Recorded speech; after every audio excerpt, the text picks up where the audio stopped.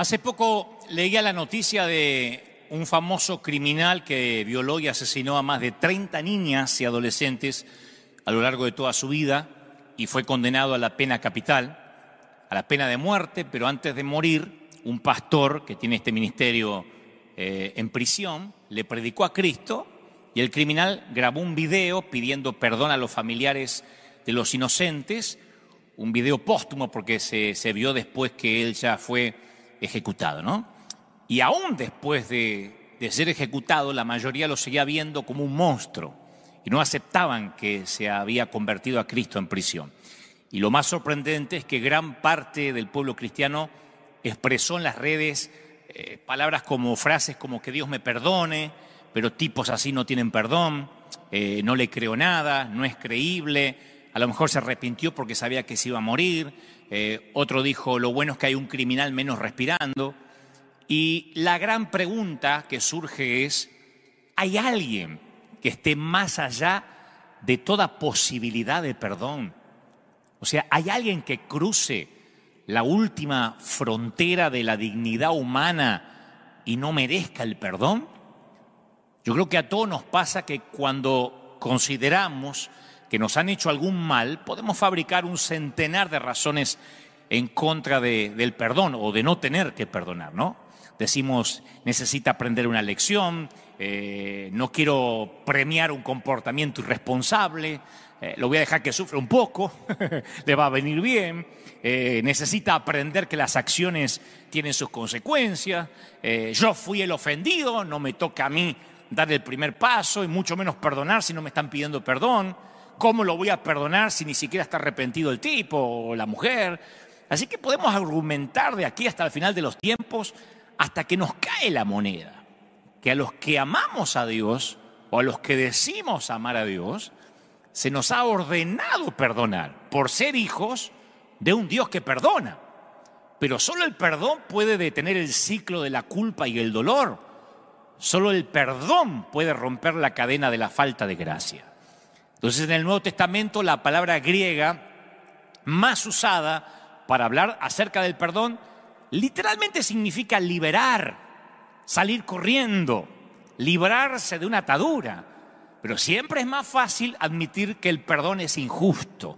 Y a lo mejor lo es cuando nos hicieron daño. Yo sé que hay mucha gente del otro lado diciendo, pero Dante, vos no te imaginás lo que a mí me hicieron, la infidelidad, el maltrato, hay mamás que lloran a sus hijas porque su esposo cometió un femicidio. Yo sé que hay cosas espantosas, abusos sexuales de niños. Entonces, el tema de todo eso es que la palabra resentimiento expresa lo que sucede si el ciclo se sigue repitiendo sin interrupción en tu corazón, en nuestro corazón, en nuestra mente.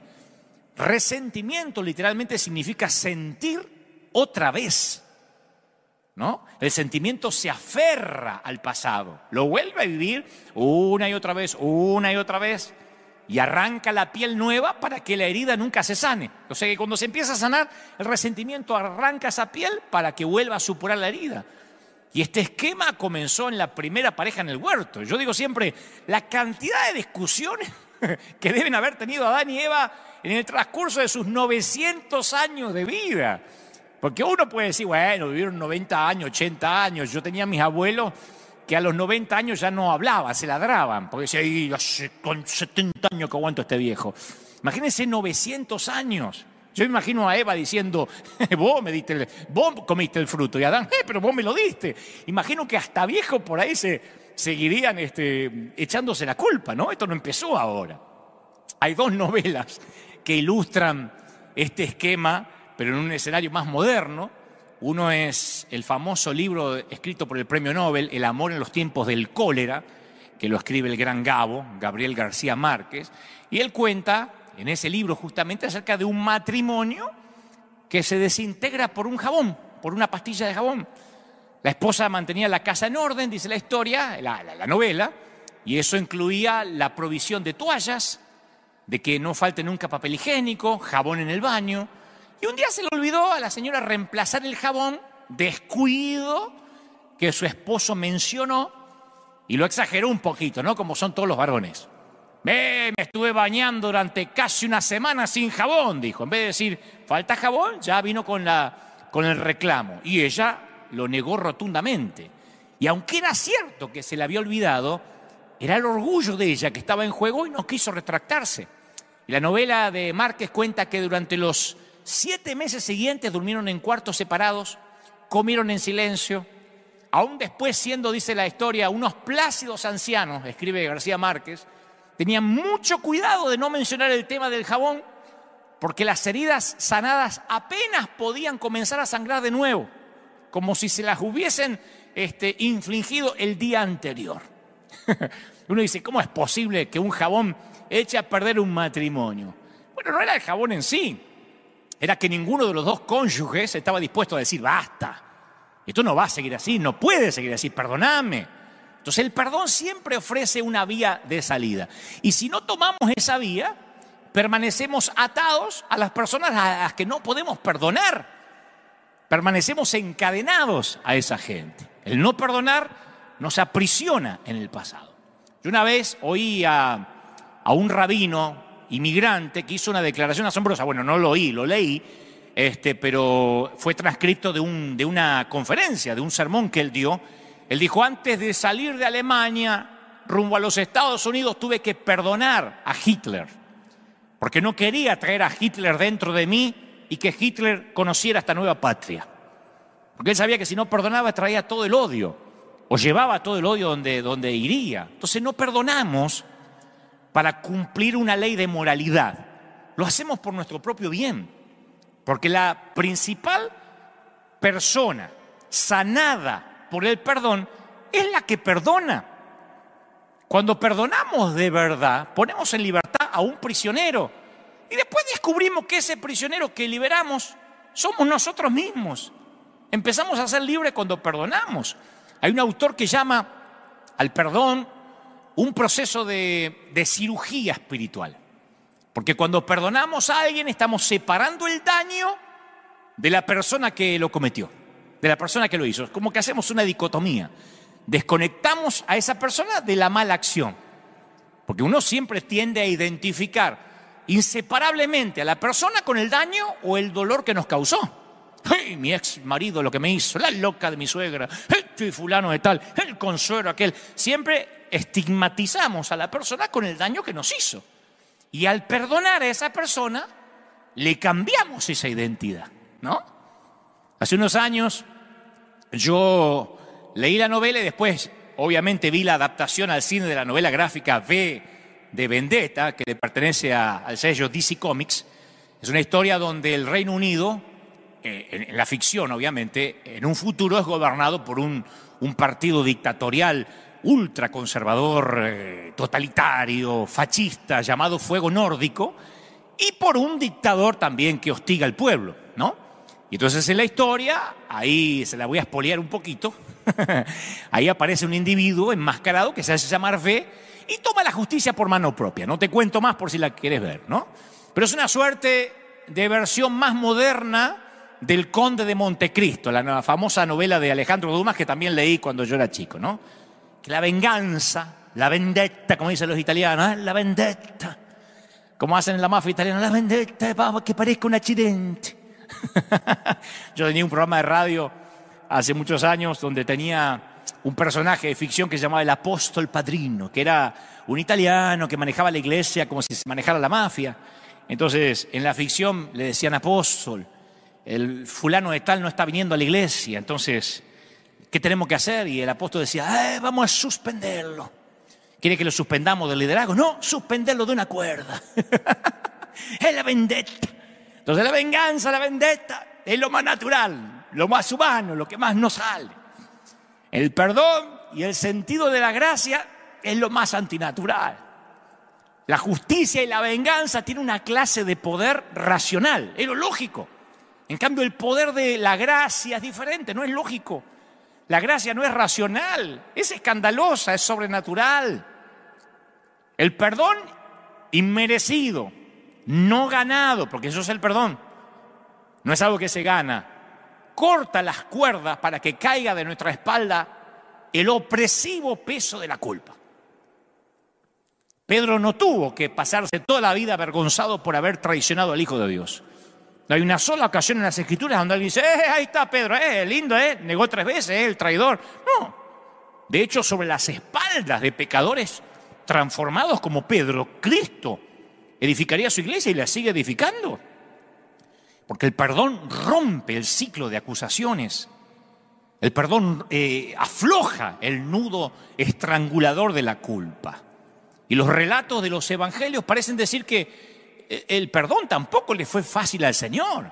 En una de sus últimas declaraciones antes de morir dijo, perdónalos, y eso incluía a todos, a los soldados romanos, a los líderes religiosos, a sus discípulos que habían huido como ratas en medio de la oscuridad, a vos, a mí. Perdónalos porque no saben lo que hacen. Solo por haberse convertido en un ser humano, el Hijo de Dios pudo decir claramente, no saben lo que hacen.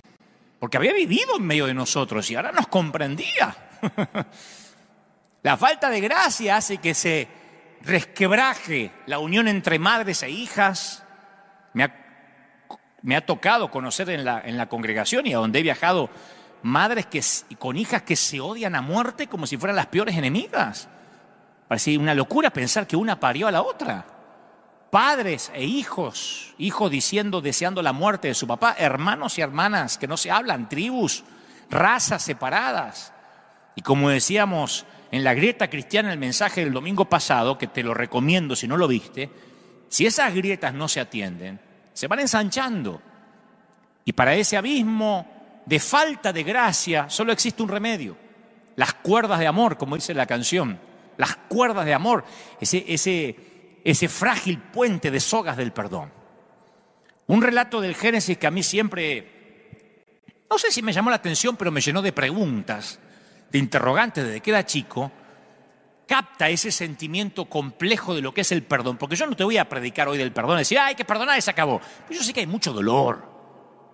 Cuando nos hacen cosas dolorosas, y yo me incluyo, no es fácil, hay que perdonar porque el pastor lo dijo. No, es complejo el perdón. Y hace años a mí me costaba comprender los giros, los matices que hay en el relato, por ejemplo, de la reconciliación de José con sus hermanos en Egipto.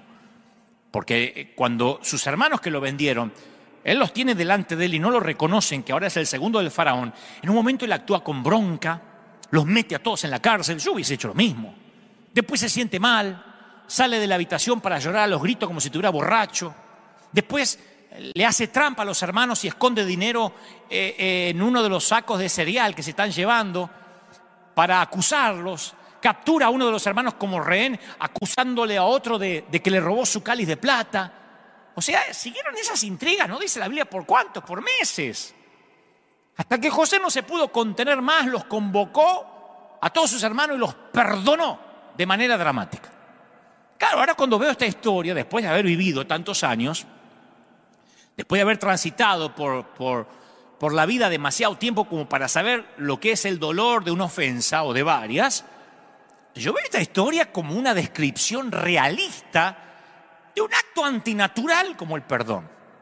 Porque los hermanos que José luchaba por perdonar eran los mismos tipos que hicieron planes para asesinarlo y lo vendieron como esclavo. No podemos leerlo con el filtro bíblico y los perdonó, aleluya. A vos tus hermanos te venden como esclavo. Por la culpa de tus hermanos pasás tus mejores años de tu juventud pudriéndote en una mazmorra egipcia. Y aunque venzas la adversidad, ahora no es fácil decir, sí, los perdono. No podía, por lo menos de manera rápida, expeditiva. Porque la herida a José le seguía doliendo demasiado. ¿Cómo no? Cuando la gracia logra abrirse paso en el corazón de José, su angustia y su amor resonaron en todo el palacio. Las Escrituras dicen que preguntaban, ¿qué es ese gemido? ¿Está enfermo el primer ministro del rey? No, José estaba bien de salud. Era el sonido de un hombre que estaba perdonando. Detrás de cada acto de perdón se halla la herida de una traición. Y el dolor que deja una traición no se desvanece con facilidad. No podemos decir, pase al altar en el nombre de Jesús, recibe espíritu de perdón. No es una cuestión de espíritus. Porque a pesar de escuchar muchísimos sermones sobre el perdón, no perdonamos con facilidad y tampoco nos parece fácil que nos perdonen a nosotros.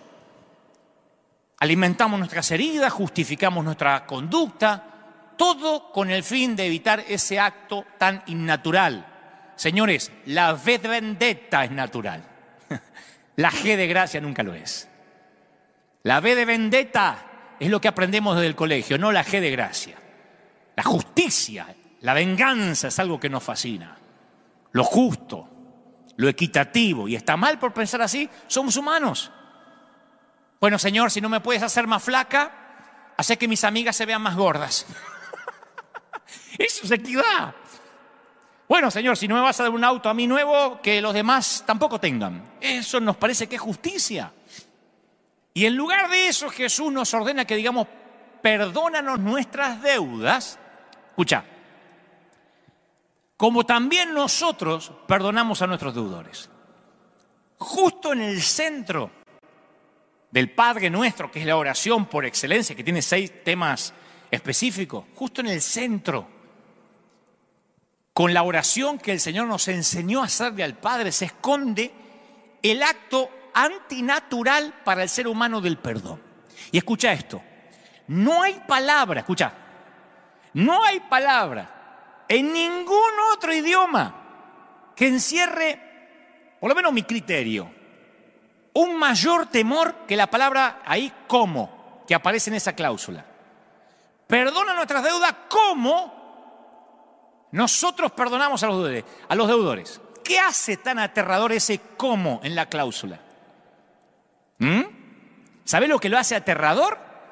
El hecho de que Jesús directamente amarra el perdón que recibimos del Padre al perdón que le concedamos a los demás seres humanos. Y todavía, por si quedan dudas, el Señor es más explícito. Dice, si no perdonáis a los hombres sus ofensas, tampoco vuestro Padre os perdonará vuestras ofensas. Cuando uno mira, insisto, a Jesús con ojos nuevos, dice, wow, entonces es condicional el perdón del Señor. Viste que decimos, el Señor te perdona y basta, es incondicional. No, es condicional, hay una cláusula. Si nosotros no nos perdonamos, no somos perdonados. Por eso hay gente que no se puede perdonar y siente que Dios no lo perdona. Y una cosa es verte atrapado en un ciclo de falta de gracia con un cónyuge, con un socio. Una cosa es verte atrapado en un ciclo de falta de gracia peleando por un jabón. Y otra muy distinta, verte atrapado en un ciclo de falta de gracia con el Dios Todopoderoso. Pero el Padre Nuestro une ambas cosas. Cuando nosotros rompemos el ciclo de la falta de perdón y comenzamos de nuevo con nuestro prójimo, Dios también rompe el ciclo de la falta de perdón y comienza de nuevo con nosotros. Y es tan urgente la necesidad de gracia, de perdón, que hasta el Señor lo pone por delante de cualquier deber religioso. Por tanto, dice el Señor, si traes tu ofrenda al altar, ¿se acuerdan? Y ahí en el altar te acordás de que tu hermano tiene algo contra vos. Deja tu ofrenda delante del altar y andá. Reconciliate primero con tu hermano y entonces vení y presenta tu ofrenda. Me gusta que no dice que se la lleve, que la deje. A ver si después no se arregla con el hermano y no trae mala ofrenda. Deja la ofrenda acá. Andá y arreglá y después la presenta. Me gusta eso.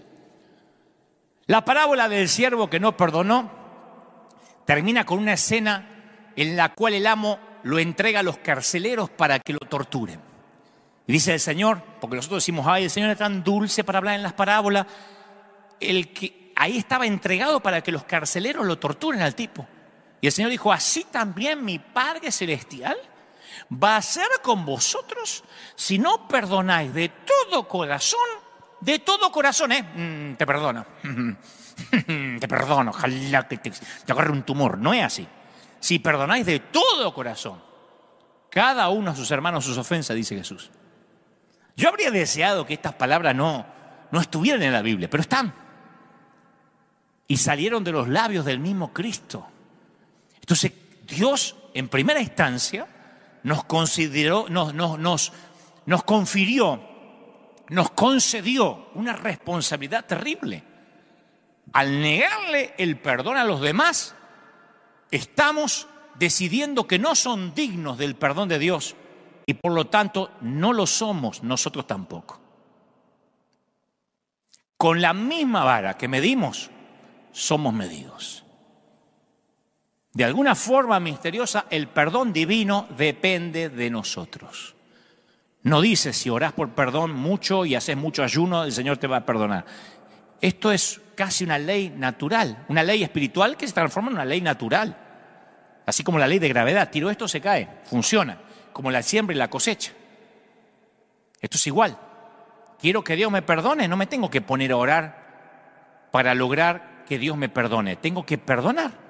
Así como yo hago, Dios lo va a hacer conmigo. Es una cláusula. Ahora, ya es bastante duro perdonar a unos hermanos malvados, como lo hizo José. Porque después todos son familia, es tu sangre, por ahí todos vivimos eso. Y bueno, invitar a la arpía de la cuñada a la Navidad, a que se siente ahí, no le hablo en toda la noche, pero que venga, total es sangre. Pero perdonar a nuestros enemigos, a la banda de delincuentes del barrio, perdonar a los que promueven el aborto, perdonar a los pedófilos, perdonar al predicador hereje, perdonar al apóstol de la prosperidad. Es difícil. Perdonar al líder que te maldijo los hijos y la familia por haber salido de su cobertura apostólica, al pastor que te discriminó cuando quedaste embarazada de soltera, pero después tapó el embarazo de la novia de su propio hijo. Sin embargo, la palabra perdón contiene la palabra don, que es un regalo. Y al igual que la gracia, el perdón tiene la escandalosa cualidad de ser inmerecido, no ganado, injusto, arbitrario, parcial. Ahora, ¿por qué nos exige Dios un acto antinatural así que desafía todos nuestros instintos primarios como seres humanos? ¿Qué hace tan importante el perdón que lo convierte en algo central para nuestra fe? Y bueno, los evangelios, uno no tiene que ir demasiado a la escatología profunda. Uno va a los evangelios y nos dan una respuesta teológica a la pregunta sobre por qué Dios nos ordena perdonar.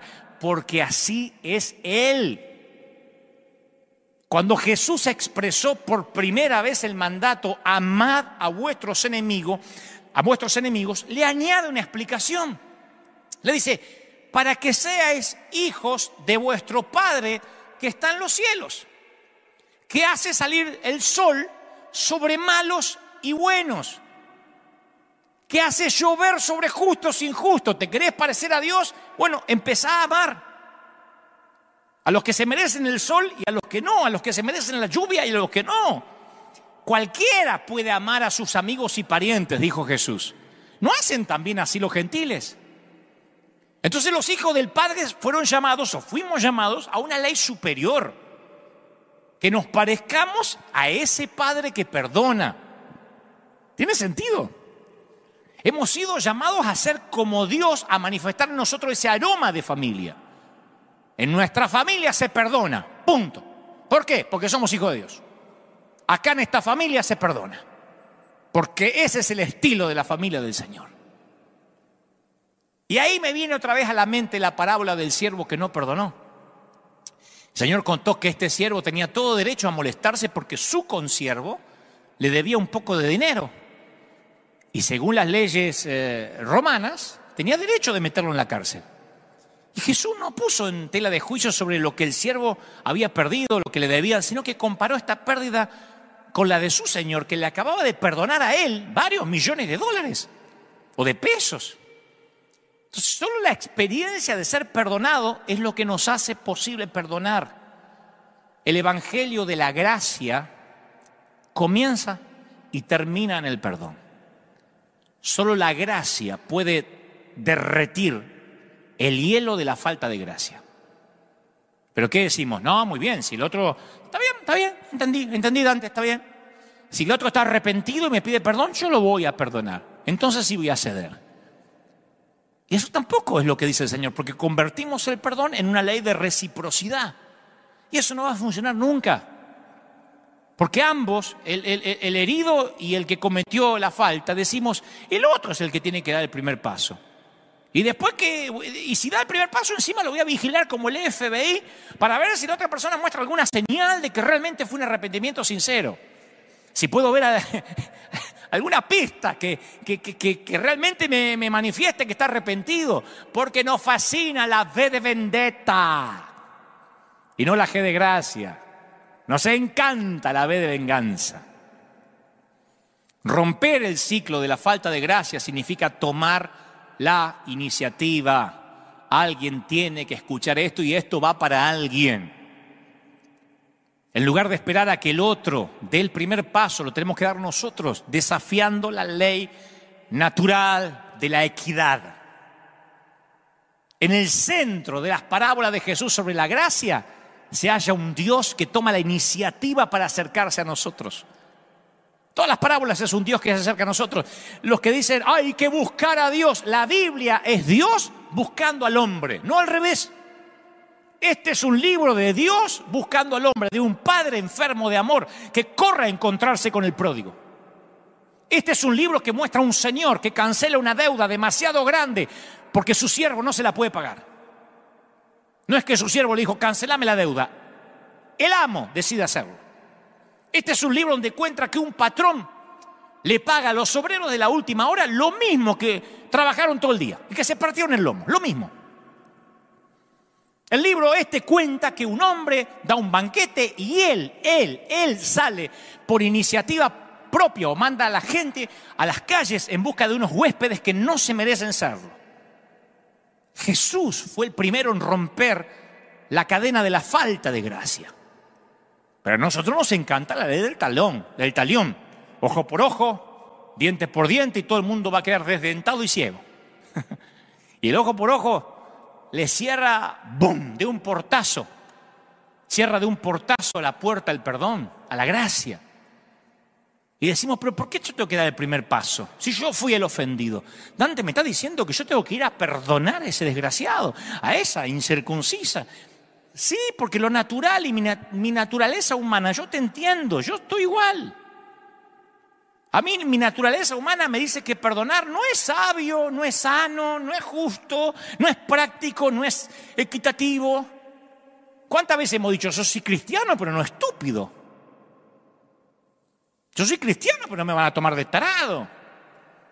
Y entonces disfrazamos la falta de gracia con una frase más espiritual, porque nosotros siempre tenemos un tema de semántica, para que los pecados no suenen a pecado, ¿no? Acuérdense que nunca chismeamos, nos desahogamos en familia. Nunca criticamos ni odiamos, no comparto. Hay una más espiritualoide que esa, no tengo comunión.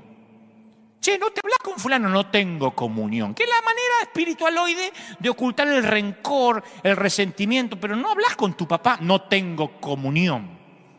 Porque la luz no tiene comunión con las tinieblas, pero si es tu propio padre, no tengo comunión. Y claro, el perdón exige de mí que ignore esa parte herida de mi corazón, que se siente adolorida y maltratada. Yo no estoy subestimándola, pero esa herida quiere mantener el control de la situación.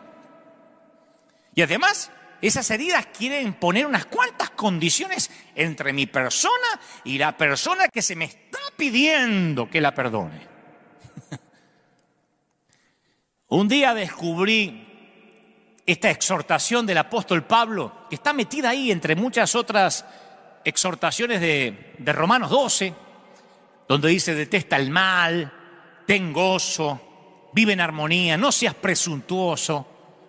Y entonces aparece este versículo, dice, no vengáis por ustedes mismos, no vengáis por vosotros mismos. Amados míos, dejad lugar a la ira de Dios, porque escrito está, mía es la venganza, yo pagaré, dice el Señor. Cuando yo leí eso de Romanos 12, yo dije, por fin comprendí que el perdón es un acto de fe. Porque al perdonar a otra persona estoy confiando de que Dios es mejor que yo para hacer justicia. Al perdonar, renuncio a mi propio derecho de vendetta y dejo todos los problemas de equidad en manos de Dios para que Él los resuelva. Está bueno. O sea, dejo en sus manos la balanza que hará el equilibrio entre la justicia y la misericordia. Cuando José llegó al punto de perdonar a sus hermanos, el dolor no se le fue, no se le desapareció. Pero el tipo se desprendió de sus hombros la carga de ser un juez. Por eso salía, entraba, lloraba, porque no sabía cómo ajusticiarlos. Por un lado era la sangre, por otro lado les tenía bronca, por otro lado los amaba. Entonces un día se quitó esa carga. Dijo que el Señor se ocupe. Aunque el mal que me hayan hecho no va a desaparecer cuando perdono, por lo menos no me mantiene atrapado. Queda en manos de Dios, que sabe lo que hay que hacer. Yo no te digo que lo que te hizo tu ex va a desaparecer de las heridas que te causó. Pero por lo menos no estás más dependiendo de esas heridas. Dependiendo que tenés que ser juez. ¿Cómo castigar? ¿Qué castigo es suficiente? ¿Qué castigo te va a satisfacer? Por supuesto que dejarlo todo en las manos de Dios tiene un riesgo. De que Dios no trate a la persona como yo querría que la trate, ¿no? A nosotros nos gusta. A mí me acuerdo que yo conocía a uno que decía, como dice la Biblia, siéntate en el umbral de tu puerta y verás pasar el cadáver de tu enemigo. ¿A dónde dice eso? En Fariseos 4:5, ¿dónde lo dice? Pero le gustaba la frase y lo hizo bíblico. No es así. Como Dios trate a quien nos hirió, a lo mejor no nos gusta, porque acordate que el profeta Jonás se resintió con Dios porque Dios fue más misericordioso de lo que él creía que se merecían los ninivitas. Yo nunca he encontrado que sea fácil perdonar. Yo no te hablo del umbral del hombre que perdona todo, porque las injusticias de las que me quejo permanecen y las heridas siguen causándome dolor. Y yo tengo que acercarme una y otra vez para entregarle ese residuo de lo que creía haberle entregado un tiempo antes. Y lo hago porque le entrego a Jesús las cargas, porque le entrego mi dolor, porque Jesús establece una clara conexión. Dios a Dante le va a perdonar sus deudas a medida que Dante perdona a sus deudores. O sea, ¿qué me lo tienen que poner con manzanita para que entienda? Porque acá no es que, bueno, es según la interpretación, lo dijo clarito, y hasta lo oramos en el Padre Nuestro sin pensar, perdona nuestras deudas como yo perdono a los deudores. Y si alguna vez oraste el Padre Nuestro sin pensar, Dios se mata de risa diciendo, ¿cómo vos perdonás a quién? Si vivís enfermo de rencor y querés que yo te perdone. El cese de las hostilidades entre los humanos depende de un cese de las hostilidades con Dios y viceversa. La grieta no la cierra Dios, ¿eh? Por más que te mates orando que Dios une a tu familia, la grieta no la va a cerrar Dios porque Él no la abrió. La grieta la cerramos nosotros. Y si seguimos siendo dispensadores de culpa y rencor, dudo mucho que vayamos a alcanzar al mundo con un mensaje de gracia. Y la iglesia sin gracia se parece a los carteles de Coca-Cola, de esos que están en la calle, promocionamos la fe sin saciarla. Yo como cristiano cada vez me siento más preocupado por la forma en que la gente nos ve, la forma en que representamos nuestra fe ante los demás. Porque hemos sido llamados a presentar las buenas nuevas del perdón. Y cuando no estamos dispuestos a perdonar, las buenas nuevas no parecen ser tan buenas, ni tan nuevas. Nos comportamos como vendedores de un producto cuyos vendedores no están convencidos ni creen en él. Yo fui vendedor y siempre me decía mi gerente, para vender un producto tenés que comprar primero. Si no estás convencido de lo que estás vendiendo, un acto fallido te va a traicionar. Y cuando uno quiere hablar de amor y no ama, quiere vender perdón y no perdona, cuando decimos Cristo te ama y te quiere perdonar, pero odiamos visceralmente al que piensa diferente o al que tiene otra doctrina, entonces no suena creíble, no suena auténtico, no tiene peso, no tiene unción lo que decimos. Cuando los cristianos le hablamos a un inconverso de Cristo y ese inconverso no está de acuerdo con nosotros, es como que nos deja de interesar. Yo ya le prediqué, ahora lo entregué en las manos del diablo. O sea, lo vemos como un enemigo. Pero un enemigo es alguien, como dijo alguien, cuya historia no hemos escuchado, no nos hemos puesto en sus zapatos. Pero siempre las ideas preconcebidas entran en juego, ¿no? Y para que se produzca un diálogo verdadero, necesitamos abrirnos pasos a través de esos estereotipos, tener en cuenta genuinamente cómo ve el otro, cómo piensa el otro. Tal vez esto sea en parte lo que Jesús quería decir cuando dijo, ama a tu prójimo como a ti mismo. El prójimo es el prójimo, no dijo al evangélico, al que tiene la misma doctrina, al que es bautista como vos, al que es pentecostal, al que pertenece bajo la misma cobertura apostólica, ama al prójimo. Yo dudo mucho que Dios lleve la cuenta de la cantidad de discusiones teológicas que ganamos, pero es muy posible que lleve la cuenta de cuánto amamos. Quizá el error es que pensamos que tenemos que tener amistad con la gente para ganarlos para Cristo. Yo me crié con gente así. Me acerqué a un inconverso para ver si lo puedo ganar para Cristo. Y capaz que no pensamos en términos de la sencilla amistad porque sí. Y el otro lo huele. Porque nuestro evangelismo no es orgánico, no es natural. Tenemos el síndrome del vendedor de las tiendas, del vendedor del negocio, del local, que estás mirando la ropa y dice, ¿le puedo ayudar en algo?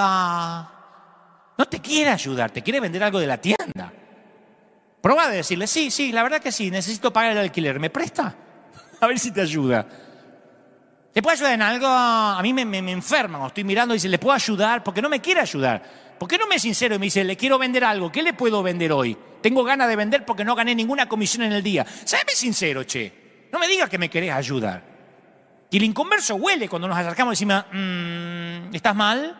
¿Sabe que le queremos vender el evangelio? Que la amistad no es genuina. Y que cuando nos diga que no comparte, o que es católico, o que es testigo de Jehová, sabe que lo vamos a maldecir. Huelen que parece que trabajamos en mercadeo y no somos gente que amamos de verdad. No somos sinceros al decir que amamos. A mí me viven criticando por la gente con la que me doy. Harto de que en Argentina me digan, ¿por qué te sacas una foto con Scioli? ¿Eres corrupto? Pero no han leído la Biblia. Yo digo, no puede ser. O no sé, o yo la entiendo demasiado infantil, la Biblia demasiado lineal. Pero yo no puedo entender cómo decir, ¿por qué te sacas la foto con Benny Hinn, que se separó y después se volvió a casar? Yo, de verdad, que hay que acercarse a la gente si es perfecta. ¿Desde cuándo nosotros podemos exigir perfección si no lo somos?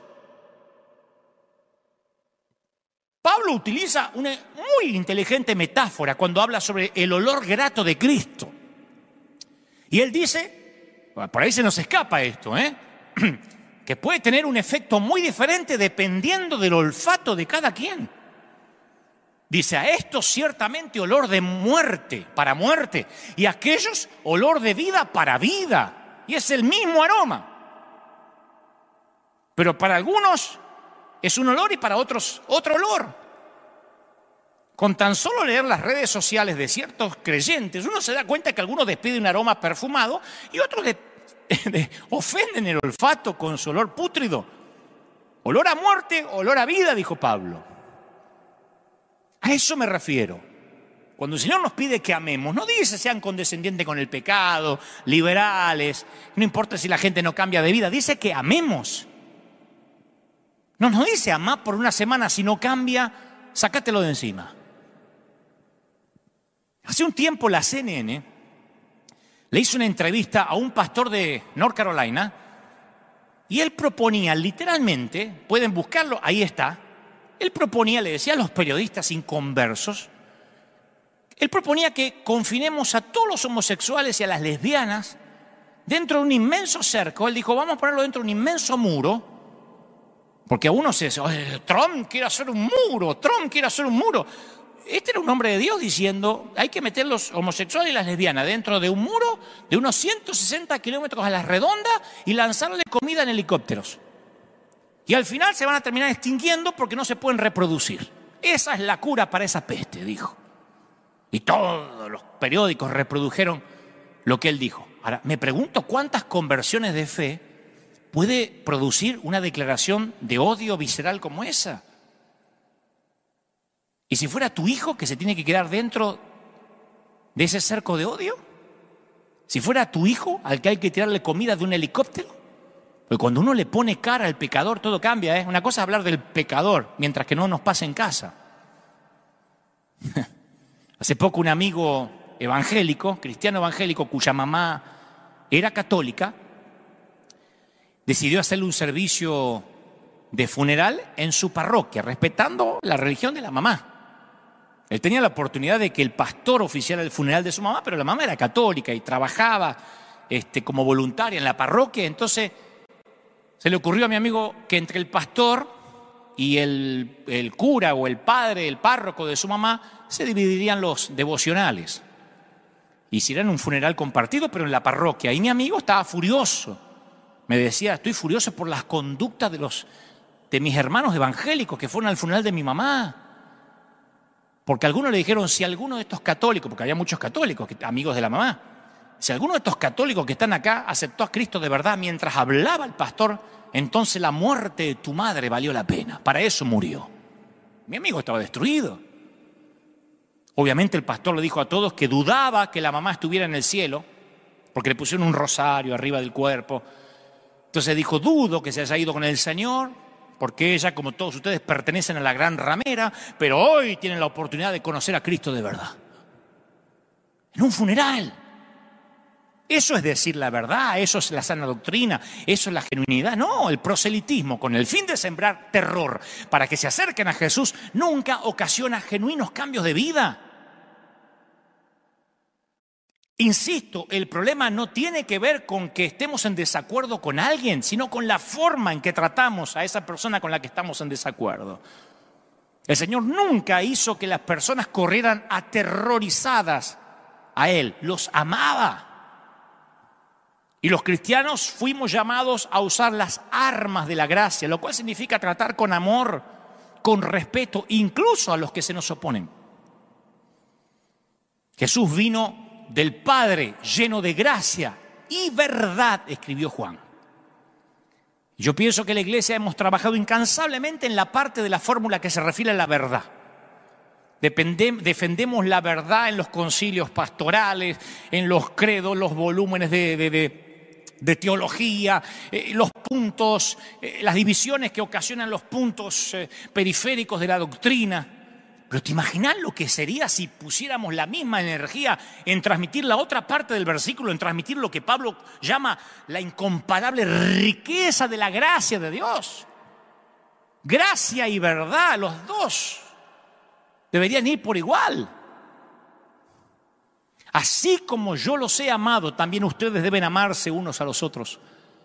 Les ordenó Jesús a sus discípulos en la última cena. Fue Él quien dijo que el mundo sabrá que somos cristianos, lo dije el domingo pasado, y además sabrán quién es Él. Cuando sus seguidores estemos unidos en amor. Dios tiene un inmenso interés en nuestra forma de amar. Y Juan añade que por medio del amor damos a conocer al Dios invisible. Nadie ha visto jamás a Dios, pero si nos amamos unos a los otros, Dios permanece en nosotros y entre nosotros su amor se ha manifestado plenamente. Para probar hasta qué punto sabemos amar, tenemos que preguntarnos algo sencillito, un test sorpresa, como decía mi maestra, prueba sorpresa, saquen una hoja. ¿Se alegran las demás personas de estar con nosotros? Los inconversos. No me digas, no, pero que tienen repulsión por mi santidad, porque no te la cree nadie. Acá nadie que me está mirando, ni yo orinamos agua bendita.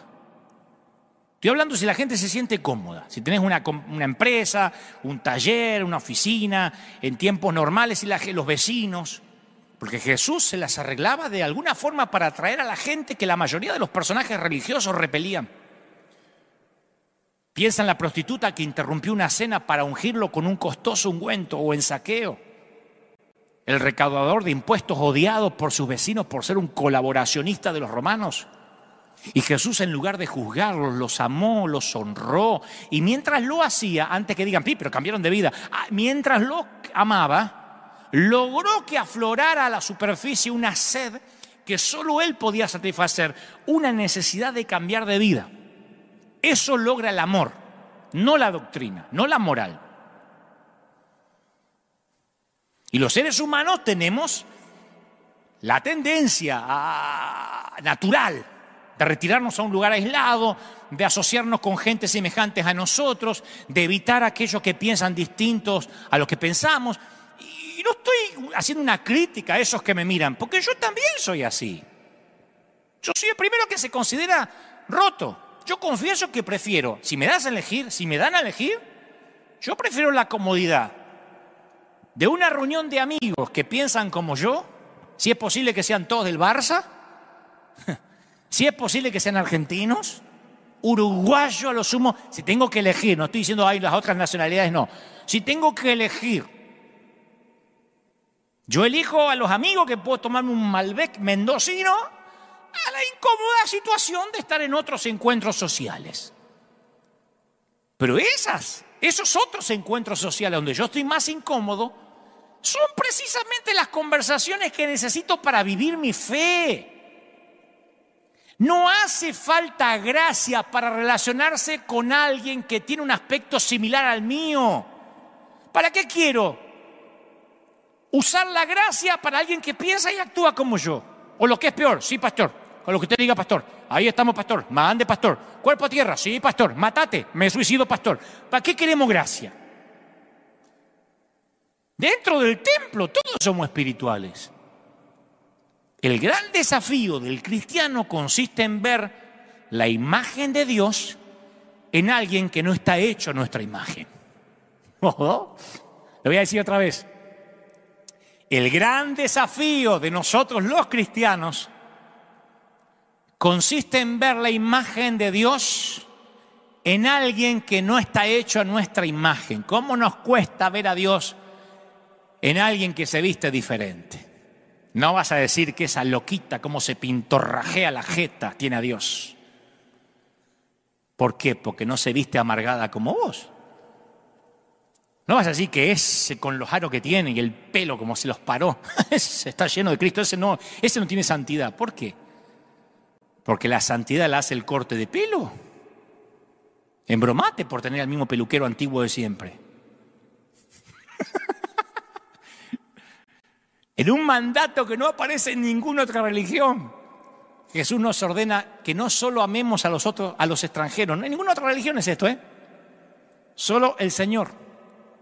Dice que no solo amemos a los extranjeros y a los pecadores, sino también a los que son directamente nuestros adversarios. Y mientras más amemos y mientras más indignas nos parezcan las personas a las que amamos, más nos vamos a parecer a Dios, el cual al fin y al cabo ama a criaturas como nosotros, que no nos merecemos que nos ame. El otro día estaba leyendo que el primer mártir, un discípulo llamado Esteban, fue la primera víctima mortal del terrorismo dirigido contra los seguidores de Jesús.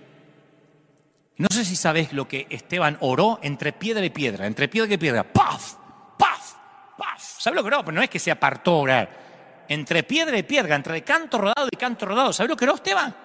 Señor, no tomes en cuenta este pecado. ¡Pah! Y lo mataba. Pidió que Dios no tomara en cuenta ese pecado. A mí me tirás una piedra y yo estoy pidiendo que Dios te tire una roca. Satanás, creyente pero no estúpido. Este dijo, no tomes en cuenta su pecado. Y más tarde Saulo, que participó en ese apedreamiento activamente, tuvo un encuentro con Jesús en una visión, se arrepintió y fue el gran Pablo. Pregunto, ¿se habría encontrado Saulo con Jesús si Esteban no hubiese orado por sus enemigos? ¿Quién fue el evangelista de Saulo? Decimos el Señor en persona que le salió a su encuentro. Yo creo que alguien oró por él antes de eso. Esteban. Si hubiese dicho a Esteban, condénalos a todos estos, consúmelos por apedrearme, tal vez Saulo no hubiese conocido a Dios. Digo, amen a sus enemigos y oren por quienes los persiguen, dijo el Señor en el Sermón del Monte. Yo me pregunto, ¿por qué el Señor daría una orden tan extravagante? Y Él mismo nos da la respuesta, porque el Señor nunca deja nada librado al azar o a la especulación. Dijo, para que sean hijos de su Padre que está en el cielo. El que hace que salga el sol sobre malos, sobre buenos, que llueva sobre justos y sobre injustos. Ahora, yo quiero que me prestes atención. Yo sé que me aguantaste hasta ahora, pero prestame atención porque quiero hablarte unos minutitos cortitos sobre algo que a mí me voló la cabeza. Esta semana me voló la cabeza, no es algo que Dios me reveló hace 30 años, esta semana. Por eso uno siempre que mira la Biblia con ojos nuevos y con la ayuda del Espíritu Santo, con el discernimiento del Espíritu Santo, Dios nos puede hablar porque la palabra está viva. Déjame decirte algo sobre el sermón del monte, el sermón de la montaña. Porque lo que te voy a decir ahora capaz que es la revelación más guardada de todas las Escrituras y es la revelación del perdón. A mi humilde entender, si no entendemos el sermón de la montaña, dudo que entendamos alguna vez la gracia. Por primera vez Jesús dejó de lado las parábolas, él habla siempre con parábolas, y por primera vez ofrece a su auditorio una completa filosofía de vida, algo así como un candidato que revela su plataforma política. Ustedes quieren saber el perfil de Jesús, no vayan necesariamente a las parábolas, vayan al sermón de la montaña. Y todo lo que dijo, porque no es solamente bienaventurados los pobres, no. Todo lo que está semi escondido en su mensaje nos deja boquiabiertos hasta la fecha.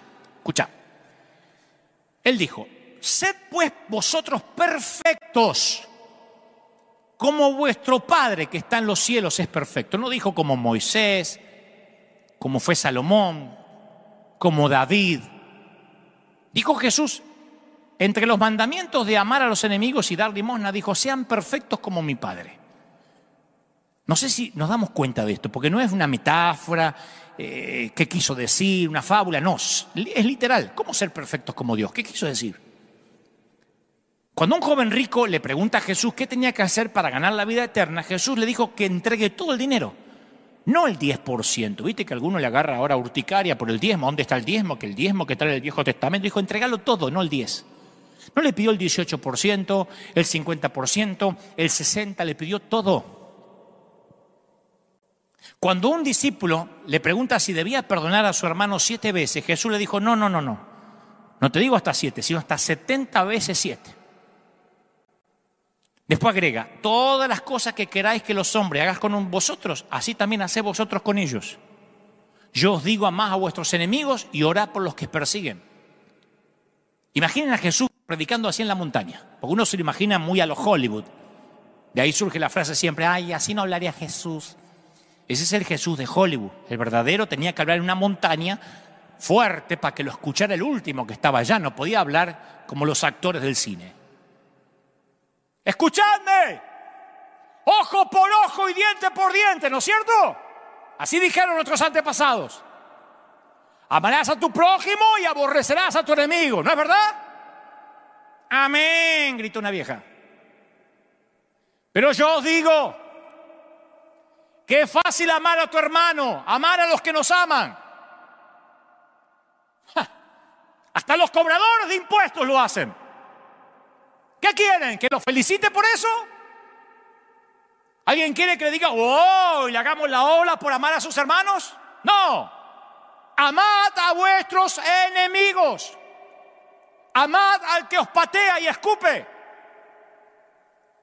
Amad al soldado del imperio que quiere atravesarlos con la lanza. Ahí ya no hay nadie diciendo amén. Amad al ladrón que os despoja y tortura. Escuchadme. Dije, amad a vuestros enemigos. Si un soldado romano te abofetea la mejilla izquierda, dale la otra.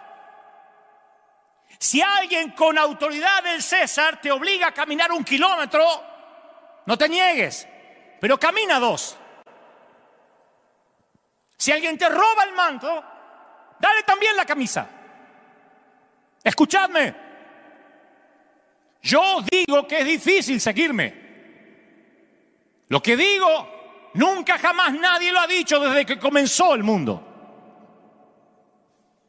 Y yo creo que en ese sermón de la montaña muchos empiezan a ir. Uno puede imaginar la respuesta de la gente del pueblo. El sermón del monte no los motivó, los enfureció. Y esta es la descripción que hace Jesús de su relación con la Torá, con la ley. No penséis que he venido para abrogar la ley de los profetas. No he venido para cambiar nada, he venido para hacerla cumplir.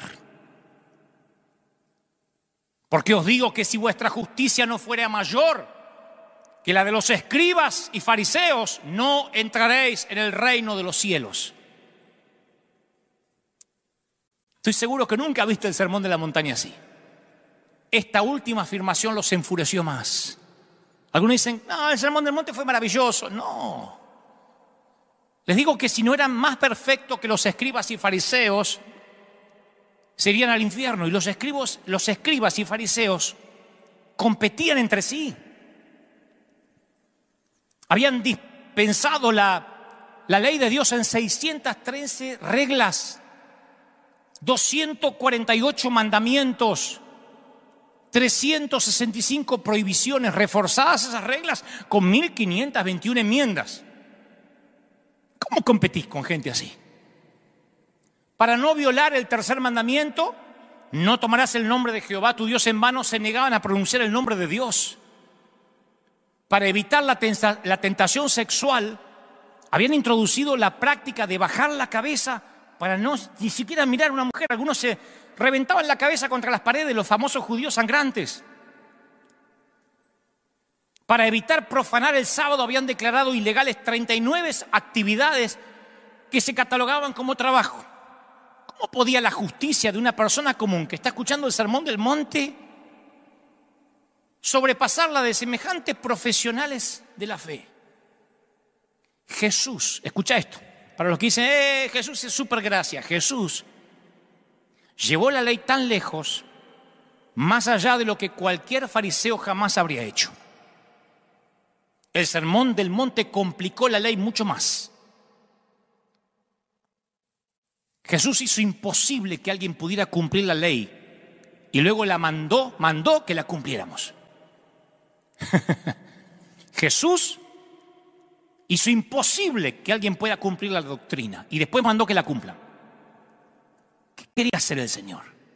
Mira algunos ejemplos. Todas las sociedades en la historia de la humanidad han tenido leyes contra el homicidio, pero ninguna sociedad ha establecido nada que se parezca a lo que dijo Jesús.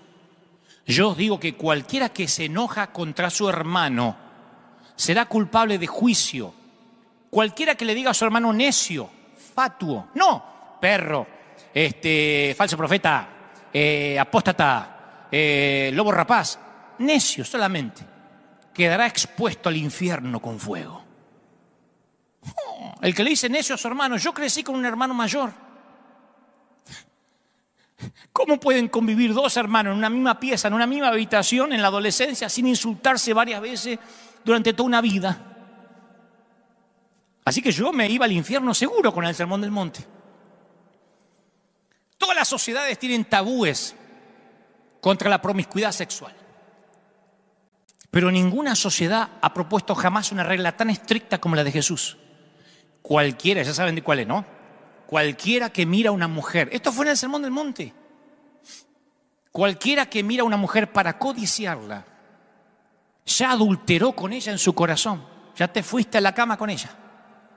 Por tanto, si tu ojo derecho te es ocasión de caer, y da la solución también, si tu ojo derecho te es ocasión de caer, sácalo, échalo de ti, porque es mejor que se te pierda uno de tus miembros y no que con todo tu cuerpo, que con los dos ojitos y la visión 20/20 te vayas directo al infierno. Mejor que como Andrea Bocelli te vayas al cielo.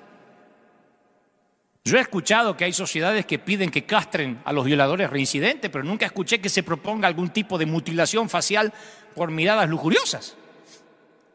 Divorcio. En la época de los fariseos se debatía acaloradamente cómo interpretar la ley de Moisés respecto al divorcio.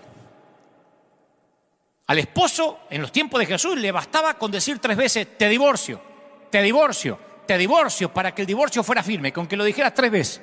¿Te imaginas si esto fuera así? La cantidad de divorciados que tendríamos. Algunos maridos dirían 50 veces te divorcio para estar recontra divorciado. Jesús dijo, yo os digo que el que repudia a su mujer, a no ser por causa de fornicación, hace que ella adultere. Y el que se casa con la repudiada comete adulterio.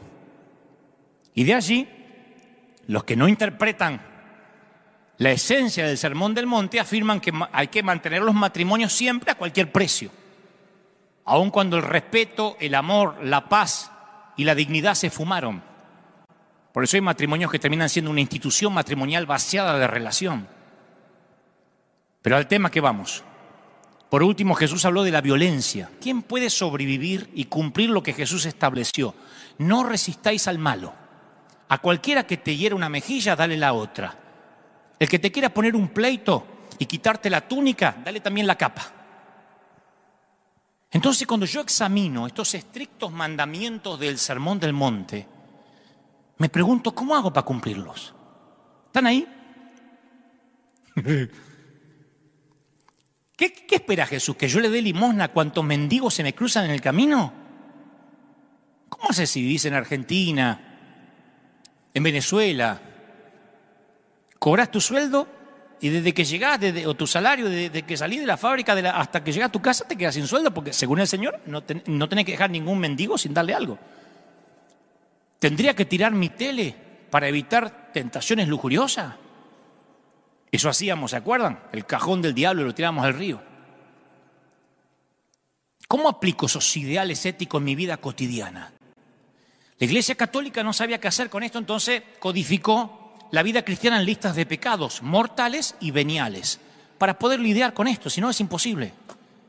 Martín Lutero, del lado protestante, él interpretó el Sermón del Monte de otra manera. Él dijo, no, es que hay que dar al César lo que es del César y a Dios lo que es de Dios. Lutero decía que los cristianos tenemos doble ciudadanía, una del reino de Cristo y otra del reino del mundo. Por lo tanto, el cristiano tendría que separar su oficio de la persona. Por ejemplo, un soldado o un cristiano que es enrolado en las filas militares tiene que cumplir las órdenes de matar a su enemigo, aunque en su corazón siga la ley de Jesús de amar a sus enemigos. Así lo resolvió Lutero. Pero yo voy al Sermón del Monte y Jesús no distingue entre oficio y persona. No dijo, pero que soldado lo entiendo. Él dice que hay que resistir al malo, no jurar, darle al necesitado, amar a los enemigos, besar a la suegra. No dice eso, pero entra dentro de amar a los enemigos. Y por mucho que trato, no puedo encontrar una forma de suavizar el Sermón del Monte. Si el Sermón del Monte establece la norma de Dios para la santidad, estamos todos fregados, diría Montaner. Y los que hasta acá no se me fueron y dicen, entonces, ¿de qué se trata? ¿A qué querés llegar, Dante, con esto? Este es el gran secreto. Escucha, esto te va a volar la tapa del cerebro como me la voló a mí. El Sermón del Monte no me ayuda a mejorar. No te ayuda a mejorar. Nos revela toda la forma en que no lo estamos logrando. No podemos decir que el Evangelio es imperfecto porque sus seguidores lo somos. No podemos juzgar a Cristo por quienes llevamos imperfectamente su nombre. Si yo conozco el camino a casa y lo recorro borracho, no es que el camino es menos bueno porque yo me voy tropezando. Hay una forma de resolver este misterio. Aceptar que nunca vamos a dar la talla, pero que tampoco tenemos que lograrlo. A vos y a mí se nos juzga por la justicia de Jesús que vive dentro de nosotros, no por nosotros mismos. Ninguna condenación hay. ¿Para quién? Para los que guardan la doctrina, para los que cumplen el Sermón del Monte, para los que están en Cristo Jesús. El pensar, por fin lo conseguí, soy santo, es un engaño. ¿Quién no ha bajado la mirada? ¿Quién no ha visto a una mujer bonita, a un muchacho guapo alguna vez? Según el caso. El decir, yo tengo la sana doctrina, también es un engaño. En su respuesta al joven rico, en la parábola del buen samaritano, en sus comentarios acerca del divorcio, del dinero o de cualquier otro tema moral, Jesús nunca rebajó el ideal de Dios. Nunca dijo, y bueno, ahora estamos en otra etapa, este Dios se apichonó un poco, no es el Dios del Antiguo Testamento, de Malaquías para acá, papá envejeció. No dijo, sé perfectos, como vuestro Padre del cielo es perfecto. Y ni Billy Graham, ni Gigi Ávila, ni San Francisco de Asís, ni la Madre Teresa, ni nadie ha podido cumplir con esos mandamientos. Pero el mismo Jesús, que relata el Sermón del Monte, ofrece gracia absoluta. El mismo Jesús perdona a una mujer adúltera, a un ladrón en la cruz, a un discípulo que lo había negado. escoge a un discípulo traidor para fundar su iglesia, a un torturador para fundamentar su doctrina. La gracia es absoluta, inflexible, lo incluye todo. Esa gracia incluso se ofrece a quienes clavaron a Jesús en la cruz. Padre, perdónalos, no saben lo que hacen. La gracia es para los desesperados, para los rotos, para los quebrantados, para los que no se bastan a sí mismos. La gracia es para todos nosotros. Yo durante años había pensado que el Sermón del Monte era la pauta para la conducta humana que nadie había podido seguir. Y al volverlo a leer esta semana, encontré que Jesús pronunció estas palabras no para abrumarnos, sino para decirnos cómo es Dios. Para decirle, ven, ninguno lo puede lograr. La naturaleza de Dios en el texto primitivo del que se deriva el Sermón del Monte es el secreto. ¿Por qué debemos amar a nuestros enemigos? Porque nuestro Padre misericordioso hace que el sol se levante sobre buenos y malos. ¿Por qué ser perfectos? Porque Dios es perfecto. ¿Por qué guardar tesoros en el cielo? Porque el Padre vive ahí y nos va a colmar de recompensas. ¿Por qué vivir sin temor ni preocupación? Porque el mismo Dios que viste a los lirios y a la hierba del campo prometió cuidarte. ¿Por qué orar? Porque si un padre terrenal da pan y pescado a un hijo, mucho más el Padre que está en los cielos nos dará dádivas buenas a quienes la pidan. ¿Cómo no lo pudimos ver? Jesús no proclamó el Sermón del Monte para que nosotros alcanzáramos la perfección. La pronunció para mostrarnos que a ninguno de nosotros, jamás ninguno de nosotros la va a alcanzar jamás. Se fueron todos frustrados del Sermón del Monte. El Sermón de la Montaña nos obliga a reconocer la gran distancia que separa a Dios de nosotros. Y escuchen esto. Todo intento de disminuir lo que el Señor dijo en el Sermón del Monte, moderándolo, bueno, no es lo que quiso decir, es libertinaje. Y la peor tragedia sería pensar en que el Sermón del Monte entonces es legalismo. No, el Sermón del Monte liquida al legalismo. Le está diciendo al legalismo de los fariseos que tenían 700 leyes que iban a fracasar. No por ser demasiado estrictos, sino porque no eran lo bastante rigurosos como Jesús presentaba lo que era ser santo. Porque andaban los judíos tropezándose contra las paredes para no mirar mujeres y dice, con que ya lo hayan pensado, ya pecaron, están fregados. No, pero yo no miro. Sí, pero tenés fantasías, estás liquidado, viejo. Yo nunca cometo un homicidio. En cuanto le dijiste necio a alguien, ya sos culpable de juicio y te vas al infierno. ¿Se dan cuenta? Que la mejor super, ultra, hiper, macro, sana doctrina comparada con el Sermón del Monte es un mal chiste. Viendo esto, ¿de verdad alguien puede creer que porque a una mujer no le dejen cortar el cabello o teñirse o depilarse va a alcanzar la perfección de Jesús? ¿De verdad? El Sermón del Monte demuestra que delante de Dios somos todos iguales. Asesinos y violentos, adúlteros y lujuriosos, ladrones y codiciosos. Todos estamos desesperados y de hecho este es el único estado adecuado para que el ser humano conozca a Dios.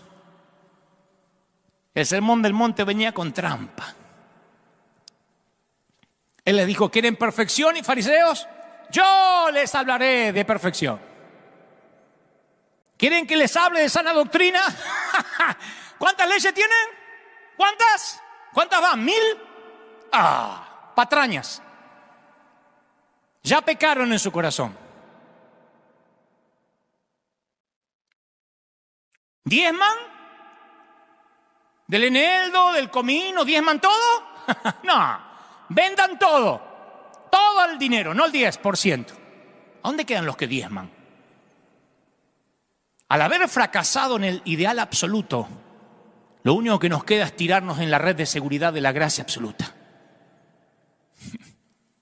Yo no creo eso de lo que la mayoría de la gente de la iglesia cree como crecimiento espiritual. Estoy creciendo espiritualmente, porque el crecimiento espiritual, y lo digo como autocrítica, se transformó en una industria, en un sistema, en una serie de fórmulas.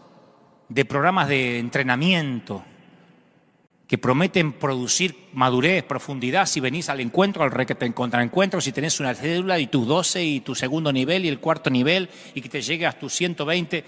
La mayoría de esos programas están hechos de los mismos ingredientes: oración, estudio de la Biblia, culto y lealtad al líder. Pero el crecimiento auténtico no puede reducirse a una fórmula. No es tomar unos versículos, formar una célula, bañate con un par de oraciones y llamame a la mañana. El crecimiento espiritual no se puede reducir a una cuestión mecánica. El crecimiento espiritual es algo más que un procedimiento. Se trata de la clase de crecimiento espiritual que comienza con deseo y no con culpa, con pasión y no con principios, con desesperación y no con obligación. El crecimiento verdadero espiritual prospera en medio de nuestros problemas y no en su ausencia, no en la ausencia de problemas. Mi querido, el crecimiento espiritual ocurre en las trincheras de la vida, no en el templo. Podemos hablar de amor todo lo que querramos, pero amando a los fáciles de amar no es como aprendemos el amor. Fracasando, equivocándonos, aprendemos. Jesús le dio a Pedro una gran enseñanza de traición y de arrogancia, pero Pedro no lo entendió hasta que traicionó a Jesús. ¿Qué aprendió Pedro con su fracaso? Aprendió madurez, comprendió lo que Jesús decía. Fíjese Judas. ¿Quién le pone Judas al hijo hoy en día? Nadie, desapareció el nombre. Ningún padre desea ponerle el nombre de traidor más famoso de la historia. Pero déjame que defienda a Judas un poquito. Jesús lo escogió después de una larga noche de oración, ¿eh? No era un espía. No lo mandó a Roma. Jesús oró. Y si yo pienso que Judas es una porquería, es ser un endemoniado, estoy poniendo en tela de juicio quien lo escogió. Jesús oró toda la noche y entre ellos escogió a Judas. En la última cena se sentó en un lugar de honor cerca de Jesús. Voy a la Biblia y cuando Judas guió hasta el huerto a la turba dispuesta a linchar a Jesús, ¿saben cómo Jesús llamó a Judas? Le dijo amigo.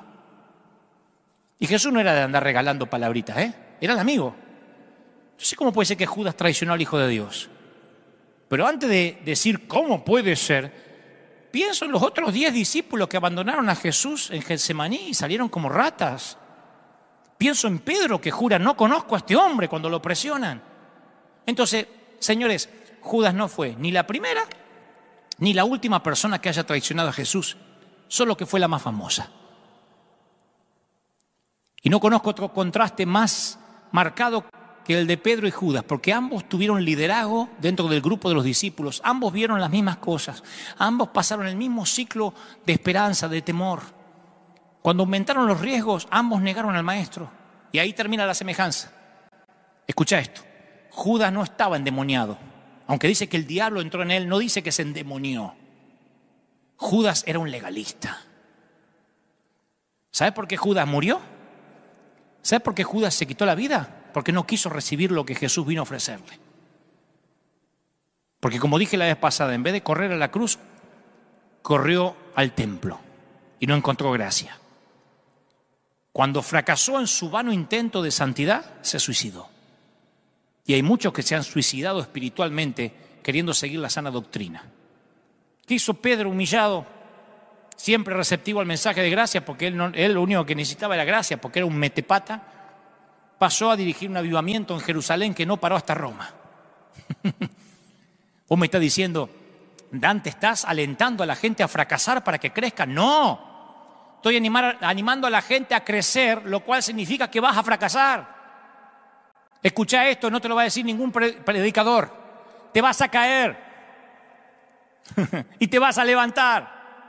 Y si no es por gracia, no vas a poder crecer. Vas a equivocarte, vas a tener pensamientos lujuriosos. Cientos y más de decisiones que tomes frente al altar van a conformar un crecimiento genuino, pero van a ser muchas decisiones, no una.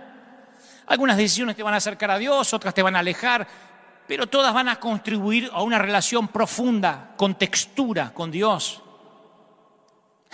Durante mi adolescencia, yo tomé un montón de decisiones.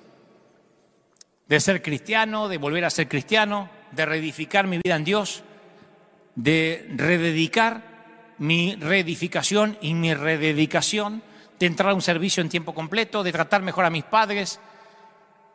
Le di mis hormonas a Dios un montón de veces, se las volví a quitar porque las necesitaba, se las volví a entregar.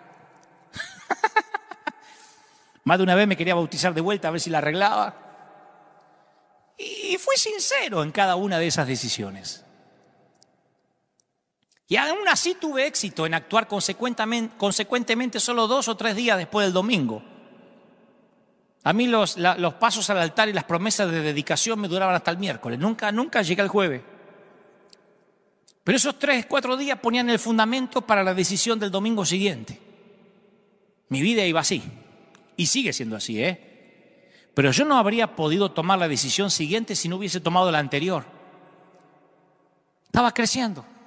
Estoy creciendo. Tomando una decisión a la vez. Mi crecimiento a veces parece incoherente, pero Él nos ama cuando no queremos que nos ame. Él sabe que no vamos a poder cumplir el sermón del monte. Yo no puedo cumplir ni uno de las cosas que dijo, ni una. Él nos ama cuando actuamos como no cristianos. El amor del Señor es pegadizo, persistente. Voy a terminar con esto. Como siempre cambio los nombres para no herir susceptibilidades. Conozco a un padre, la historia de un padre, al que llamaré Daniel, que nunca abrazó a sus hijos ni le dio palabras positivas porque fue criado a la antigua y repetía la historia. Y aunque él es violento y difícil, los hijos lo aman, lo respetan. Pero papá, al igual que todos los papás,